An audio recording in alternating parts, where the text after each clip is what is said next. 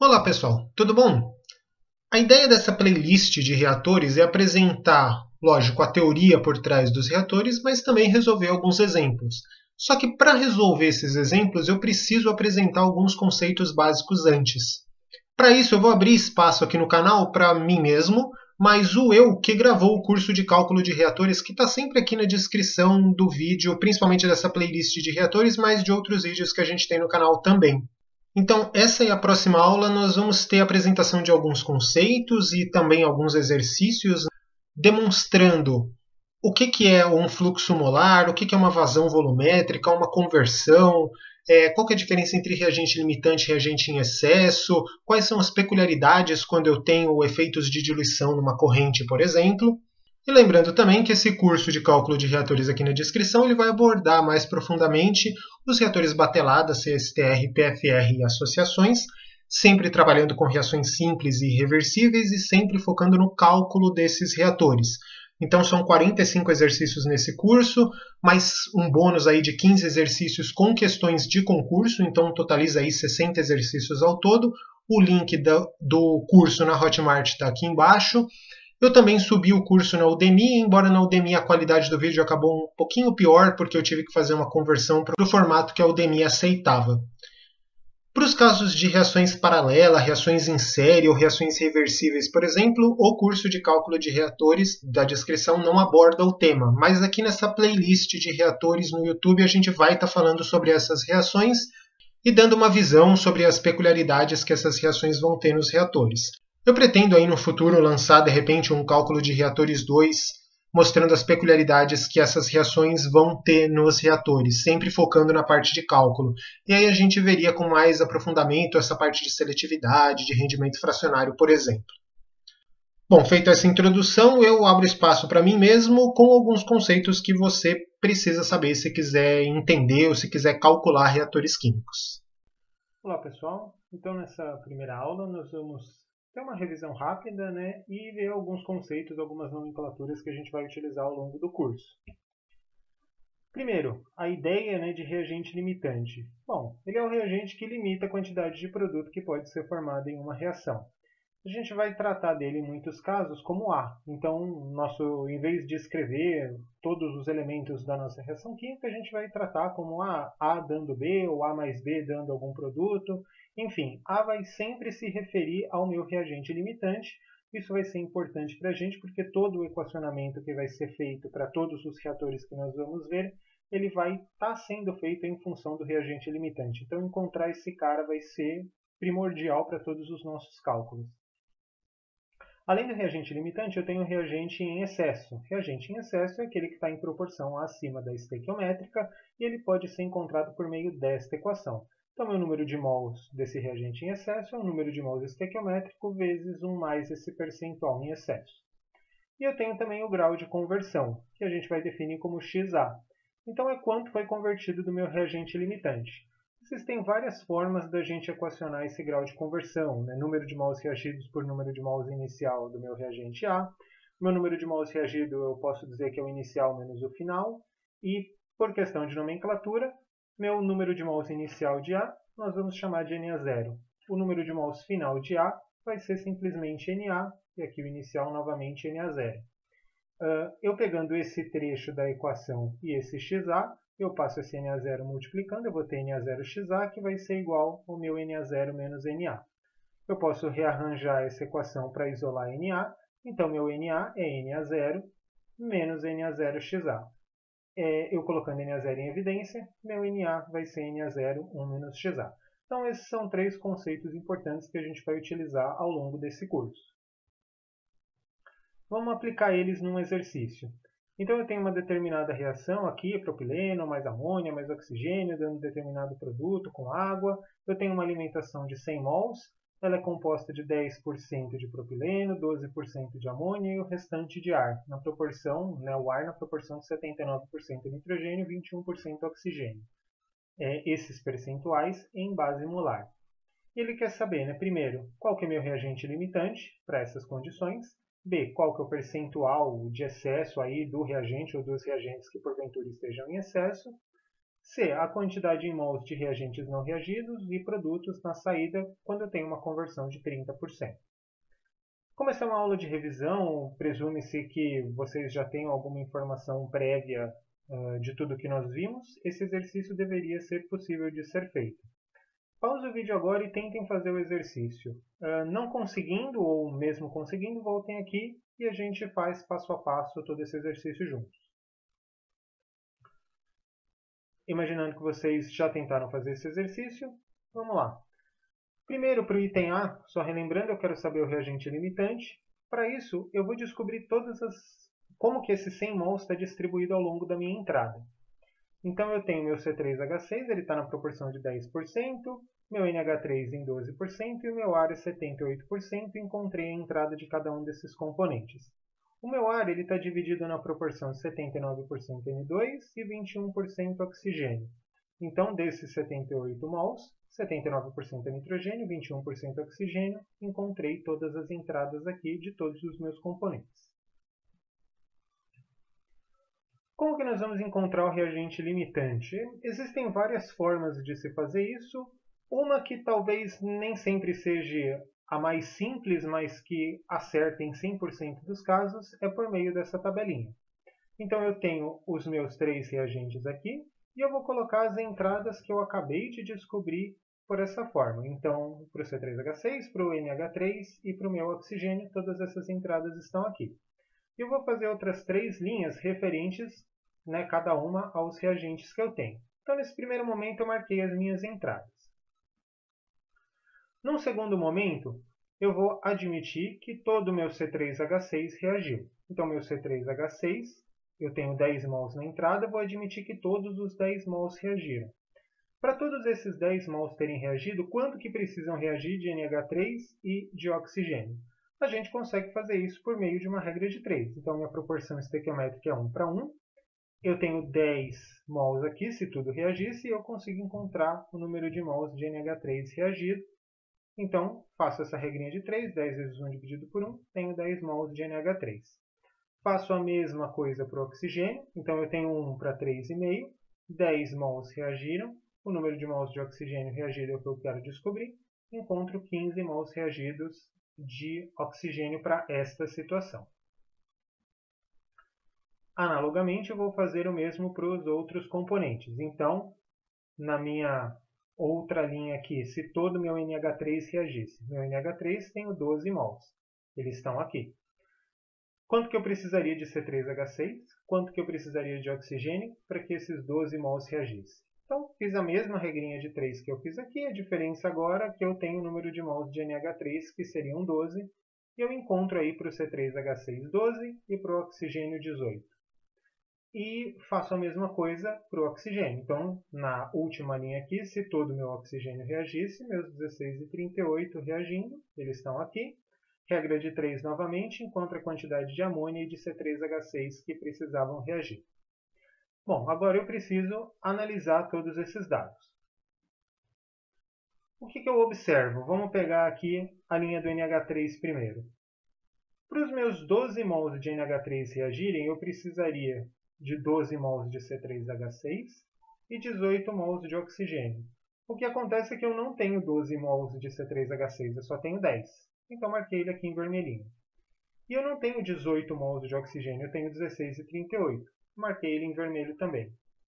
Para a última linha do oxigênio, se os meus 16 e 38 mols de oxigênio reagissem, eu precisaria de 10,92 de amônia. Beleza, eu tenho 12, então não marquei.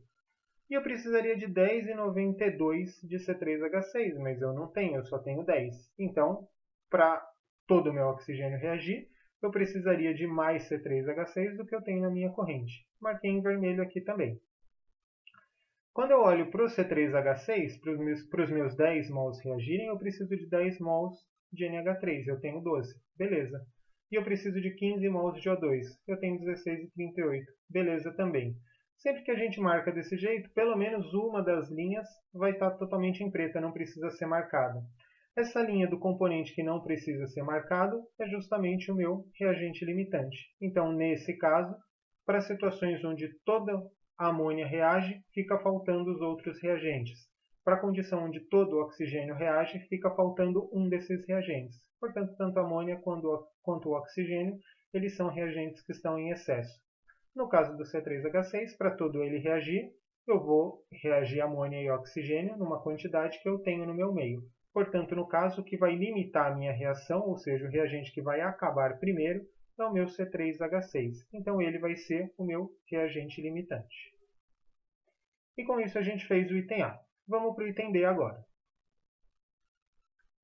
Bom, ele quer o percentual em excesso dos reagentes que porventura estejam em excesso. A gente sabe que tem dois componentes em excesso, meu NH3 e meu oxigênio. Para eu encontrar o percentual em excesso, é simplesmente aplicar esta equação. Então, eu vou utilizar primeiro o percentual de NH3 em excesso. Qual que é essa quantidade? É a quantidade que está sendo adicionada no meu meio, que são 12 mols. Está aqui. O que vai ser a minha quantidade, meu número de mols estequiométrico? É o número de mols que deveria estar adicionado ao meio para estar na proporção estequiométrica ao meu reagente limitante. Meu reagente limitante é C3H6. A proporção estequiométrica, como ele tem 10 mols, seriam 10 mols. Então, marquei 10 mols aqui. E 1 mais o percentual em excesso. Aí, meu percentual em excesso é o que eu quero descobrir. Encontro o percentual em excesso de 20%. A mesma coisa faço para o oxigênio. Oxigênio em excesso, oxigênio estequiométrico. Oxigênio em excesso é o que está adicionado no meu meio, 16 e 38. O oxigênio estequiométrico deveria ser 15. Então, 16 e 38 em excesso, 15 o estequiométrico, encontro um percentual em excesso do oxigênio de 9,2%. Por o item C, a maneira mais simples da gente encontrar as saídas que eu tenho numa reação, o que termina, o que eu vou ter no final de produto e reagente não reagido numa reação, é por meio dessa tabelinha aqui. Basicamente, como que ela funciona? Eu vou ter a minha reação química, cada um dos meus elementos, e eu tenho uma linha de entrada, que poderia ser meu inicial, a linha do que vai reagir e a linha das saídas ou do meu final. Bom, primeiro eu vou marcar as entradas, sabendo que os produtos não são alimentados. Então eu tenho o que entra de cada um dos meus reagentes e tenho as entradas dos meus produtos, que no caso aqui é 0. Para a reação, eu vou utilizar o grau de conversão que me foi fornecido no enunciado. Então, meu enunciado me diz que eu tenho 30% de conversão. Ou seja, do que está entrando do meu reagente limitante, lembrando sempre que o grau de conversão é aplicado no reagente limitante. Então, meu reagente limitante tem 10 mols, vezes os 30%, que é 0,3. Então, 10 vezes 0,3, eu tenho 3 mols reagidos nesse meu processo. Marquei ele aqui. A linha da reação, ela segue a estequiometria da minha reação. Então, eu consigo encontrar todos os termos que foram reagidos por uma simples regra de 3. Então, no meu primeiro caso, eu tenho 1 C3H6 para 1 NH3. Proporção estequiométrica 1 para 1. Eu sei que reagiram 3 mols desse componente, porque foi o que eu encontrei no meu cálculo passado a partir do grau de conversão. Então, meu número de mols de amônia reagido é o que eu quero encontrar. 3 vezes 1 dividido por 1, eu tenho aqui 3 mols de amônia reagiram, marquei aqui. Para o oxigênio a mesma coisa, minha proporção agora é 1 para 3,5, 1 para 3,5. Eu tenho 3 mols de C3H6, encontro aqui meu número de mols de oxigênio. Então, 3 vezes 3,5 dividido por 1, dá 4 mols e meio. Faço a mesma coisa para o produto, então C3H3N, eu tenho a proporção de 1 para 1. 3 mols de C3H6 vai me dar também 3 mols do meu produto C3H3N. A mesma coisa para a água, minha proporção é 1 para 3, então 1 para 3. 3 mols do meu reagente vai me dar 9 mols de produto por regra de 3. Eu usei aqui esse primeiro reagente porque foi o que eu calculei pelo grau de conversão, mas no momento, por exemplo, que eu calculei o oxigênio 4,5, se eu quiser fazer uma proporção para encontrar água, 3,5 de oxigênio para 3 águas, 4,5 dando o número de mols de água, eu consigo encontrar da mesma forma. Então a regra de 3 funciona para qualquer componente aqui. Para as saídas, bom, para reagente, as nossas saídas vão ser o que entra menos o que reagiu. Faz sentido porque reagente está desaparecendo. Então, para o meu C3H6, a minha entrada é 10, o que reagiu é 3, então eu tenho 7 mols de saída. Para o meu NH3, eu tenho o que entrou, que é 12, menos o que reagiu, que é 3, eu tenho 9 mols de saída. Para o oxigênio, eu tenho o que entrou, que é 16,38, o que saiu, né, que seria 3 meios o reagido do meu reagente limitante, Na0XA, que dá 4,5. Este valor aqui eu tirei daqui, então 3 vezes 3,5 dividido por 1, eu só não marquei o dividido por 1, né? Por uma questão de espaço, mas é esse mesmo termo, que vai dar os mesmos 4,5 que eu encontrei, 16,38 menos 4,5, dá 11,88 mols, então essas são as nossas saídas de reagente. Para produto, eu vou ter o que entra mais o que reagiu, faz sentido, afinal meu produto está aparecendo, então tanto para o C3H3N, eu vou ter a entrada que é 0, mais o termo que reagiu que é 3, eu tenho 3 mols de saída, e para a água eu tenho que entrou, que é 0, mais 3 vezes o termo Na0XA, esse 3 vezes apareceu daqui, então para a água eu fiz 3 vezes o termo Na0XA, que é 3. Então eu tenho 9 mols, esse 3 vezes 3 aqui é justamente esse termo de reação que eu encontrei. Então basicamente para reagentes eu vou ter o que entra menos o que reage, para produtos eu vou ter o que entra mais o que reage. E no fim, essas vão ser as nossas saídas. Então, todos os reagentes não reagidos e os produtos eles estão aqui. Muito cuidado que essa tabela ela funciona para a reação química. Mas lembrem-se que nós temos um elemento, que é o nitrogênio, que ele entra junto com o ar, que ele não participa da reação química. Então, eu não consigo fazer nada, né, calcular nada nele nessa tabela, até porque nem preciso. Mas da mesma forma que ele está entrando, ele precisa estar saindo aqui. Então, os mesmos 61,62 mols que entram, eles saem ao fim do meu processo. De maneira geral, tá? Essa tabela, de uma maneira genérica, a gente pode montar ela dessa forma. Então, uma reação genérica, A mais B dando C mais D, esse Azinho, Bzinho, Czinho e Dzinho são os coeficientes estequiométricos, né? 1, 2, 3, 3,5, enfim, qualquer um que eles sejam. Essa minha tabela ela vai ter as minhas entradas, então Na0, NB0, NC0, ND0, se eu tiver um componente E, F, G, H, todos eles vão ser marcados com esse 0 na frente, que indica a entrada. O meu termo de reação vai ser sempre feito em cima do meu reagente limitante, portanto ele é Na0 vezes XA. E, como a linha da reação obedece à estequiometria, eu vou usar os coeficientes estequiométricos para encontrar os valores do que reagiu de B, de C, de D e de qualquer outro reagente ou produto que esteja no meio. Basicamente aqui, esse B sobre A e C sobre A e D sobre A é basicamente pela regra de 3. Né? Para eu fazer, por exemplo, de A para B, eu vou ter Na0XA vezes o coeficiente estequiométrico do Bzinho, dividido pelo coeficiente estequiométrico de Azinho, para eu encontrar este termo aqui do quanto reage de B. Portanto, é Bzinho sobre Azinho, dividido por N vezes Na0XA. Para C, a mesma coisa, Czinho sobre Azinho, que são os coeficientes estequiométricos, vezes o Na0XA, e assim por diante. Para a saída, para os meus reagentes, que aqui no caso é A e B, eu vou ter o que entra, Na0, menos o que reage, Na0XA. No caso específico de A, a gente pode colocar Na0 em evidência e fazer um Na0, 1 menos XA. Para meu B, meu reagente B, eu vou ter NB0 menos este termo aqui de reação, Bzinho sobre Azinho vezes Na0XA.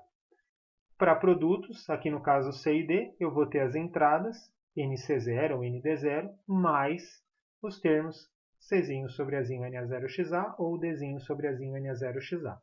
Então, para qualquer reação, de qualquer forma, a gente consegue fazer essa tabelinha de uma maneira muito mais fácil, muito mais direta da gente encontrar as entradas, as saídas e os termos que reagiram durante a nossa reação.